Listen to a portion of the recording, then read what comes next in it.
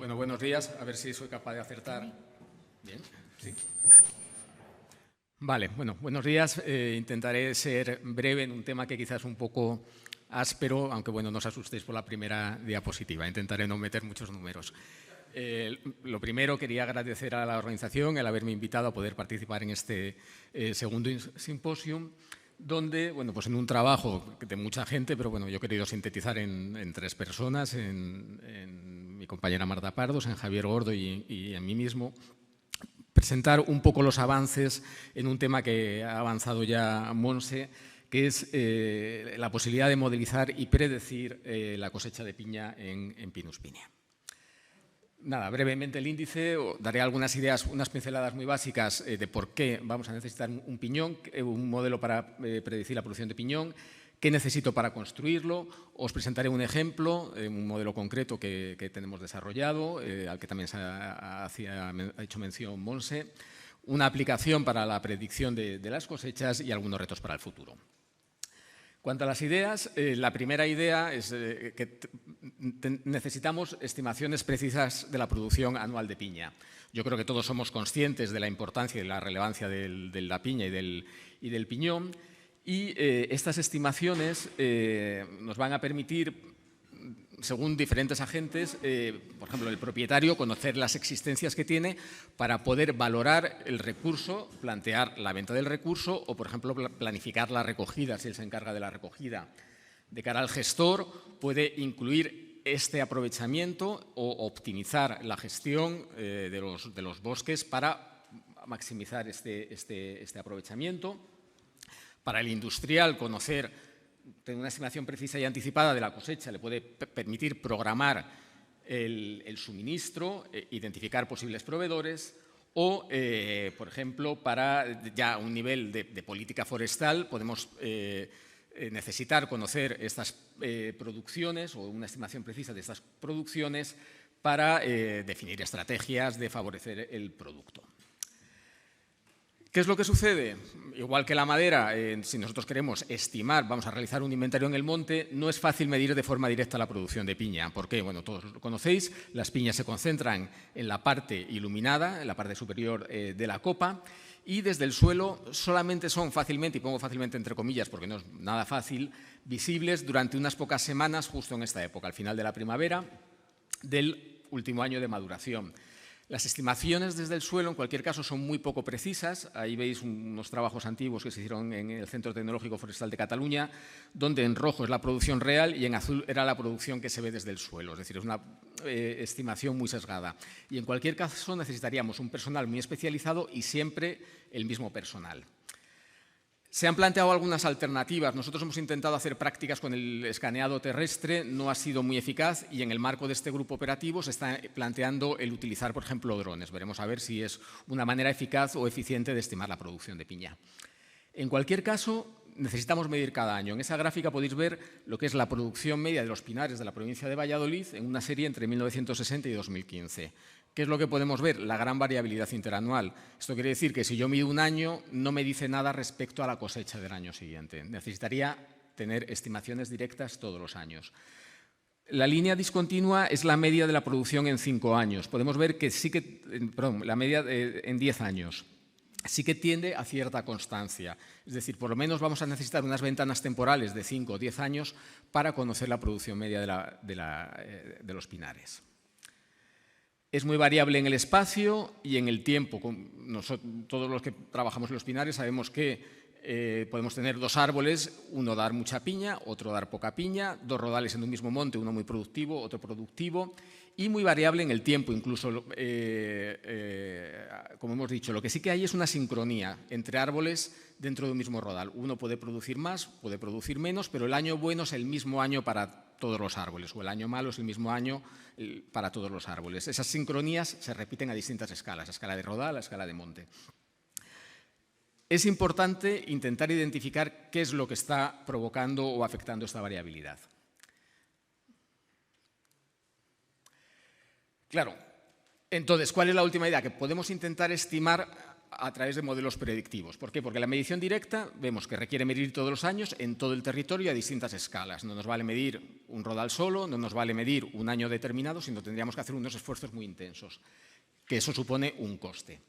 Frente a ello, podemos construir modelos predictivos que nos permitan dar estimaciones de la producción a distintas escalas espaciales y temporales que nos serán útiles siempre y cuando el modelo sea insesgado y preciso.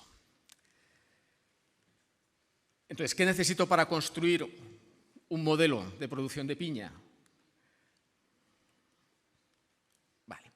Pues lo primero, definir la estructura. ¿Y qué es definir la estructura? Pues saber qué es, en primer lugar, qué es lo que yo quiero predecir. Quiero predecir el número de piñas, el peso total de la piña, el porcentaje de piña dañada, el contenido de piñón en piña.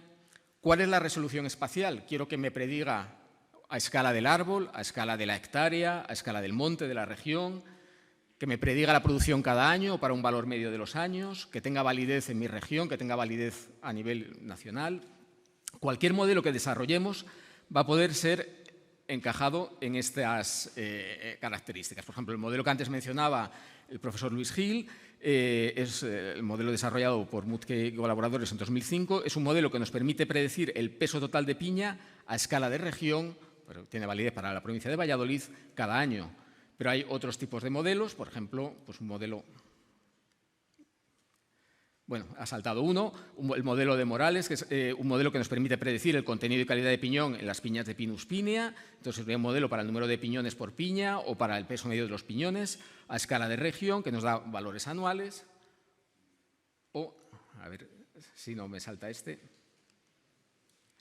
Por ejemplo, un modelo, en este caso concreto, para predecir la producción de piña y la infectación por Diorictria mendacela, que funciona pues, a escala de parcela, con un valor anual y un ámbito de aplicación de la región. Lo segundo que necesitamos es los datos. Si queremos construir un modelo, vamos a necesitar datos, y esto es fundamental. Si no tenemos datos, como bien dicen ahí, lo que podremos decir, esta zona es buena, esta zona es mala, o yo creo que hace 4 años la cosecha fue muy buena. Necesitamos datos para poder cuantificarlo. Y además datos buenos. Si no tenemos datos buenos, los modelos no serán buenos modelos. En ese sentido, lo que tenemos que tener en cuenta es que los datos, bien vayamos a tomarlos o bien vayamos a usar otros datos, deben incluir qué variable es la variable de interés de nuestro modelo. Deben estar medidos a la resolución espacial y temporal que queremos para nuestro modelo, cubrir el rango de condiciones espaciales del ámbito de aplicación, es decir, no coger solo para construir un modelo los pinares buenos o los pinares malos, y tener esas series mínimas, si queremos modelos de predicción, de entre 5 y 10 años. Como ejemplo, poner la red de datos que tenemos establecida desde el INIA en colaboración con los servicios territoriales de medio ambiente de Ávila, de Segovia, de Valladolid, con el Centro Tecnológico Forestal de Cataluña, con la Junta de Andalucía, con muchos centros a lo largo de todo a nivel nacional. Una red que ha llegado a tener 500 parcelas, establecida desde el año 1996, desde el año 92, sigue actualmente activa. Una red donde en esa serie de parcelas se cogían cada año en 5 árboles de la parcela toda la producción de frutos, se contaba, se pesaba y eso nos ha permitido tener pues, 22.000, casi 23.000 observaciones de producción árbol por año, la mayor parte correspondiente a la meseta norte, con series que alcanzan hasta los 25 años, cubrimos casi 3.000 árboles, pero en la actualidad de toda esta gran serie solamente están activas 34 parcelas en la provincia de Valladolid, 18 en Segovia, y 2 en Badajoz, 2 de un propietario privado que pues, quiso integrarse. Desde aquí invito a que podamos recuperar parte de esas parcelas, por ejemplo, las que tenemos en Ávila o las que hay en otras zonas, que podrían recuperarse porque sí que mantenemos la medición. Lo que no mantenemos por cuestión presupuestaria es la recogida de fruto. Fundamental, quiero hacer un modelo, necesito conocer el proceso. Y este no es un proceso sencillo, el proceso de fructificación en el piñonero, es un proceso de 3 años, donde, bueno, y que llegan a afectar desde el año anterior a la producción floral, que es cuando aparecen las yemas, con lo cual tenemos, durante 4 años, puede haber numerosos cuellos de botellas debido al clima, a plagas o a otros aspectos. Importante, fundamental, conocer el proceso para desarrollar un modelo. Identificar los factores de influencia. Esto no es una caja negra donde nosotros metamos todo y veamos a ver qué es lo que funciona. Tenemos que plantear unas hipótesis. A lo largo de estos años sí que hemos podido identificar distintos factores que van a afectar a la producción. La variabilidad entre árboles va a quedar explicado, por ejemplo, con la dimensión de los árboles. Árboles más grandes van a producir más. La competencia, árboles que crecen en mayor competencia producen menos. O aspectos que definen la variabilidad entre rodales y montes, pues la densidad, a mayor espesura de la masa, menos produce el árbol individual, o aspectos del suelo, como la capacidad de retención del agua, que es positiva, y también los aspectos que definen la variabilidad interanual, principalmente de tipo climático, ya lo veremos, la precipitación y la temperatura, pero también la presencia de predadores o ciclos endógenos de agotamiento de las reservas. Quizá como más importante definir los factores que influyen en la variabilidad interanual, que es la precipitación en distintos momentos fisiológicos de relevancia para el proceso, que es la formación de las yemas 3 años antes, la precipitación 3 años antes de la recogida de la piña, es decir, 4 años antes de que se produzca la apertura. Durante 4 años vamos a tener factores meteorológicos que van a estar incidiendo en la producción. O la precipitación, por ejemplo, en el momento anterior de la floración, la ocurrencia de heladas o sequías extremas el primer año de la floración, o el último año, como la precipitación del último año afecta a la maduración de la piña. Abajo simplemente quiero poner, son 2 factores, cómo afecta la precipitación 3 años antes en el número de piñas, y veis que hay 2 líneas. La de arriba, la de color azul, es anterior a 2010, las series, y la de abajo, la naranja, es la posterior. Algo ocurre que hace que a igualdad de precipitación, desde el 2011, 2012, 2013, tengamos menos piñas, que seguramente, pues ya veremos, puede ser el Leptoglossus. Y luego, para construir un modelo, vamos a necesitar disponer de las variables predictoras necesarias. Yo no puedo construir un modelo que tenga como base climática si no tengo datos climáticos, o no puedo construir un modelo que tenga como base datos dendrométricos si no tengo inventarios de los árboles medidos en las parcelas. En cualquier caso, es importante que las miramos en las mismas unidades y años que tengamos la variable de respuesta. ¿De acuerdo? Brevemente voy a presentar, claro, la única diferencia hace 20 años en el primer simposium no había aproximaciones de predicción o de modelización. ¿Qué es lo que hemos ganado estos años? Ni somos más listos ni nada parecido. Lo que tenemos la diferencia son los datos y el conocimiento generado. Con los datos y conocimiento hemos sido capaces de, por ejemplo, desarrollar un modelo, que es un modelo que nos permite predecir la producción de piña sana a nivel de árbol individual cada año en la provincia de Valladolid y en el Valle del Alberche. Es un modelo en 2 etapas que nos permite predecir tanto la probabilidad de que un árbol tenga fruto en ese año como la producción esperada de ese árbol en ese año. Y a partir de ahí podemos obtener la producción del árbol y extrapolarla a la del rodal, a la de la hectárea o a la del monte. Simplemente, ahí no os pongo la ecuación para que veáis cómo al final, teniendo muchos datos y teniendo conocimiento, uno es capaz de sintetizar toda esa información en una estructura matemática que nos dice que podemos predecir a partir de conocer el diámetro de los árboles, la espesura del rodal, el diámetro medio cuadrático del rodal, conocer bien el territorio y tener una serie de parámetros climáticos referidos a todo el periodo de maduración, explicar un porcentaje muy elevado de la variabilidad y estimar las cosechas con un año de antelación. ¿De acuerdo? Claro, aquí os pongo cómo funciona el modelo.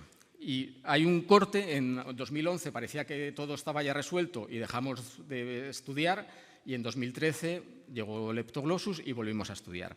Si veis, el modelo predice muy bien para los años anteriores a la entrada de Leptoglossus, son los que están a la izquierda. Predice muy bien la variabilidad interanual. La línea discontinua son los predichos y la línea continua son los observados. Sin embargo, vaya, he tocado donde no era.